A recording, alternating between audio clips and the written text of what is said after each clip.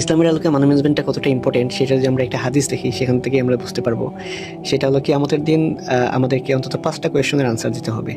সেই 5টা কোয়েশনের একটা হলো গিয়ে আমাদের জীবনটা আমরা কীভাবে কাটাইলাম, আমাদের যৌবনটা কীভাবে কাটাইলাম, আমাদের কীভাবে অর্থ উপার্জন করলাম, কীভাবে অর্থ ব্যয় করলাম, এবং আমাদের যে নলেজটা দেওয়া হলো বা নলেজটা আমরা অর্জন করলাম সেটা অনুযায়ী আমরা আমল করলাম কিনা। স্পেসিফিকলি দুইটাই তো দেখাই যায় যে এই দুইটা মানে নিয়ে, মানে হাউ উই আর্ন আর হাউ উই স্পেন্ড। কিন্তু এই 5টা প্রশ্নই কোনো না কোনোভাবে দেখবেন প্রত্যেকটাই কিন্তু মানি রিলেটেড, মানি ম্যানেজমেন্ট রিলেটেড। কীরকম, মানে আমাদের প্রত্যেকেরই আমরা যেভাবে লাইফটা লিড করি, লাইফের মূল মোটোটাই কি থাকবে, উপার্জন করা। আমাদের আমরা স্কুলে পড়বো না মাদ্রাসায় পড়বো, এই ডিসিশনটা কিসের উপর হয়। আবার আমরা যদি দেখি আমরা কোন সাবজেক্টটা নিব, তো সেটার পারপাসটা কী থাকে, ওই সাবজেক্টের কেরিয়ারটা কেমন। তার মানে যে এই লাস্টের যে কোয়েশনটা, নলেজটা মানে আর্ন করলাম কীভাবে, বা এই নলেজটা দিয়ে অ্যাকশন করলাম কি না, আমল করলাম কি না, তো এটাও কিন্তু ডিটারমাইন হচ্ছে ওই টাকাটাকে কেন্দ্র করে।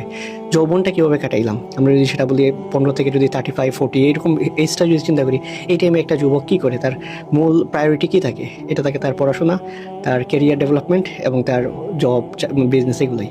তার মানে আমাদের মৃত্যুর পরের জীবনের অন্যতম কোয়েশনটাই কিন্তু এই যে 5টা কোয়েশন, সেই 5টা কোয়েশন যদি আমরা এক বাক্যে বলি, সেটা হলো কি ধরেন রিজিক নিয়ে।